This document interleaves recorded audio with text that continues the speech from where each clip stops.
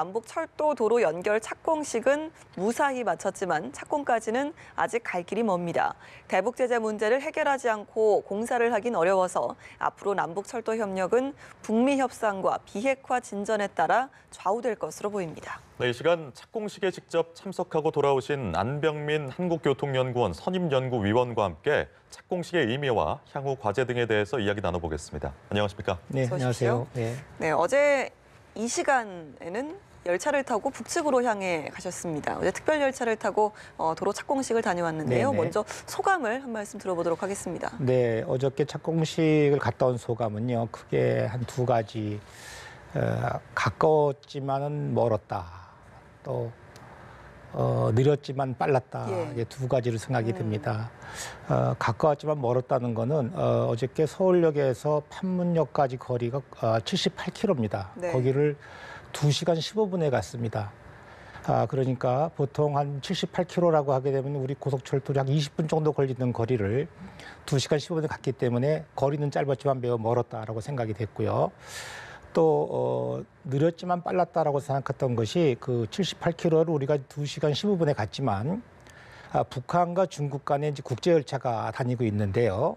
이 북한에서 평양을 출발한 기차가 신의주라는 국경역에서 그 압록강 건너편에 단독역을 넘어가는데 4시간 10분이 걸립니다. 네. 그거에 비하면은 이게 그 혈맹이라고 하는 북중 관계에 있는 국가 간에도 4시간 10분 걸리는 것이 남북 간에는 전부 다 포함해서 2시간 15분에 걸렸기 때문에 북중보다는 우리가 훨씬 더 빨리 갔다라고 느꼈습니다. 예, 어제 승차권에는 서울 판문 이렇게 적혀 있고 또 네. 금액이 또 14,000원이라고 적혀 있더라고요. 네, 그렇습니다. 예, 그 승차권을 보셨을 때 느낌이 좀 어떠셨는지 궁금합니다. 예, 가지 않은 곳, 그다음에 갈 수 없는 곳이 기차표에 그 목적지로 찍혀 있다는 것이 되게 이채로웠고, 네.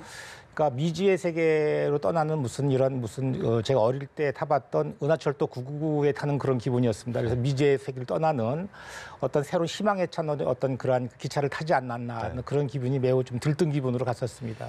네, 어제 착공식이 1시간 정도 진행이 됐는데 네네. 그 착공식 순서 중에서 가장 인상 깊었던 장면을 꼽으신다면요? 네, 한반도라는 공간적인 특성이 가장 제 마음에 와닿습니다. 왜냐하면은 그 남북 공동 행사를 하고 있는데 그 남북 간의 분단이라는 어떤 그 가장 상징적인 지금 공동 행사를 하는데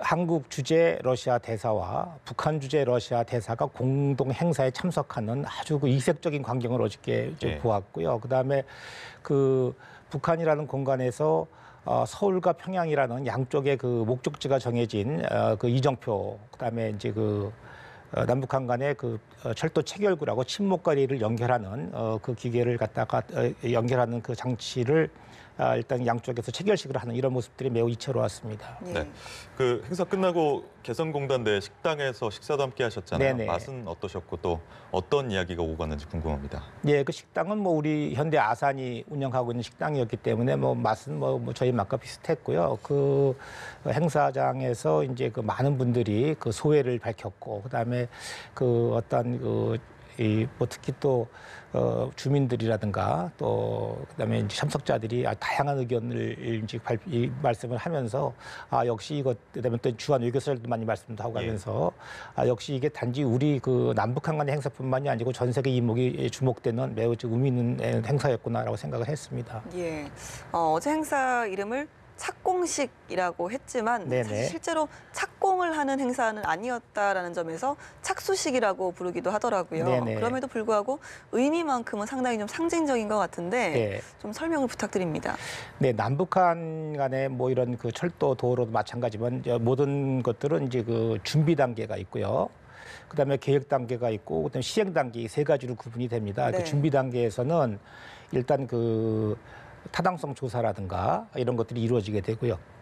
그 다음 단계 계획 단계에서는 공동 이런 설계나 이런 것도 이루어지는 것이고, 그다음에 실행 단계에서는 착공이 이루어지게 되는 거죠. 근데 이제 남북한 간의 지금 철도 도로 이 연결 사업은 일단 우리 조사단이 북한과 공동으로 경의선과 동해선 철도도를 조사를 한 상태이기 때문에 가장 그 모든 그 과정에서 첫 번째 단계에 해당하는 거죠. 네. 첫 번째 단계에서 막 시작하는 첫 번째 이제 그 다리를 이제 막 이제 들어간 상태입니다. 그래서 이거는 실제적으로 공사에 착수하기까지는 일단 이제 내년에 아마 정밀 조사가 몇 차례 있을 것 같고요. 그다음에 이제 남북이 같이 공동으로 참가해서 공동 설계 작업을 해야 됩니다. 그렇기 때문에 실제 첫 삽을 뜨는 착공식까지는 시간이 걸리기 때문에 착수식이라고 이야기를 한 것으로 알고 있습니다. 네.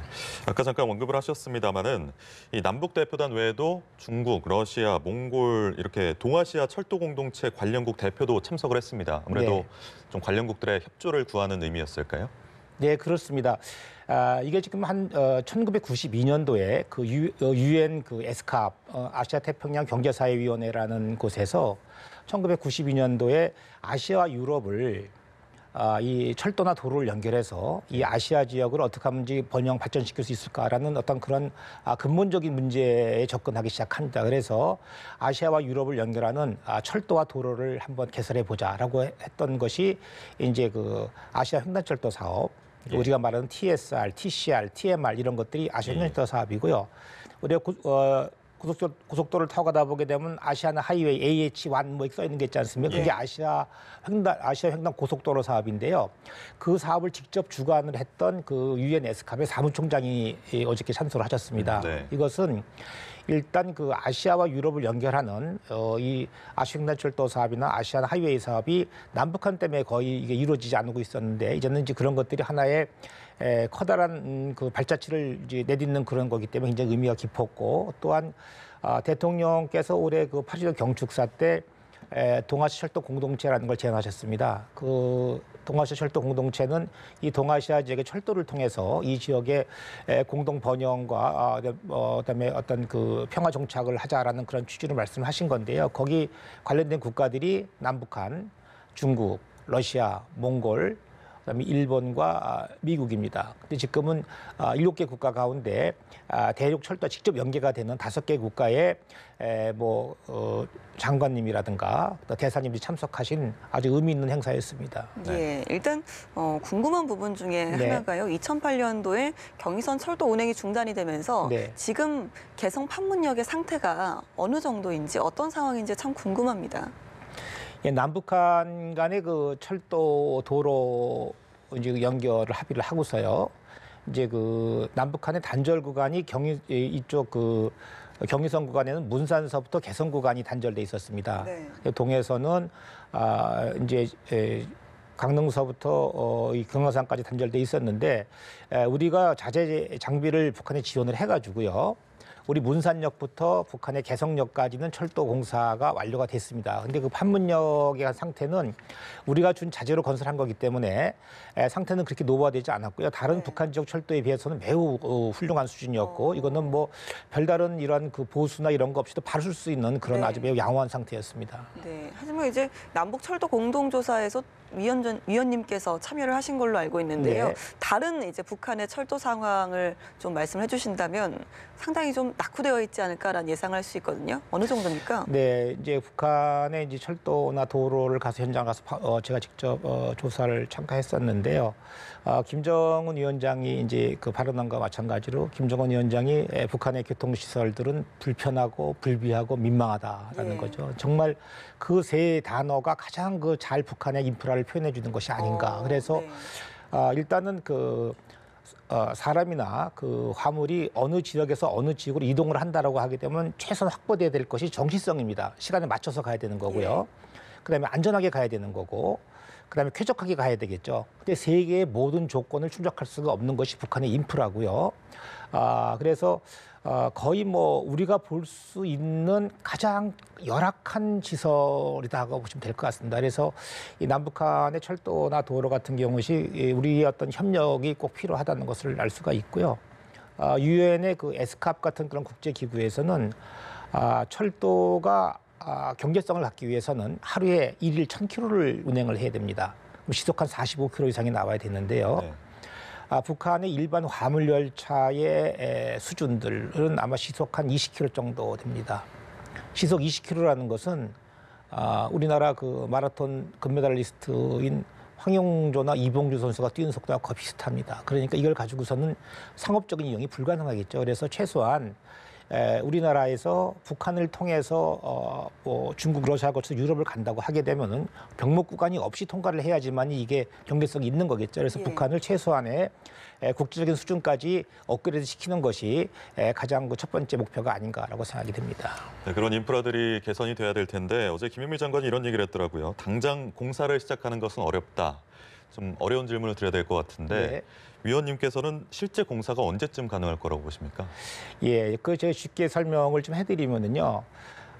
일단 뭐 어떤 이제 그 환자가 의사를 찾아갑니다. 그럼 제일 먼저 이제 문진을 하게 되겠죠. 그 다음에 청진기로 가지고서 이제 제일 첫 번째 이렇게 검진을 합니다. 그 다음에 이제 그 상황에 따라서 CT도 찍고 MRI도 찍습니다. 예. 그럼 이제 그 어떤 그 병이라는 것이 나오게 되겠죠. 상태가 어떻다. 그럼 그 다음 단계가 수술로 할 것인가, 약으로 치료할 것인가, 또 통원할 것인가, 입원할 것인가 여러 단계가 있습니다. 여기 북한 철도 현대화를 남북한이 이제 어떤 수준으로 할 것인가, 그다음에 어떠한 형태로 할 것인가에 대해서 이제 조사와 설계 과정에서 이제 그 합의가 이루어져야 됩니다. 그리고 나서 이제 북한 철도를 이제 그 어떤 수준을 하냐에 따라서 시기나 그다음에 규모나 이런 것이 결정이 되겠죠. 그래서 아마 이제 공동 조사가 끝났기 때문에 이제 보안 조사, 그다음에 이제 설계 이런 걸 거치게 되면은 본격적인 시공에는 한 1년 정도 걸리지 않나 하게 생각이 됩니다.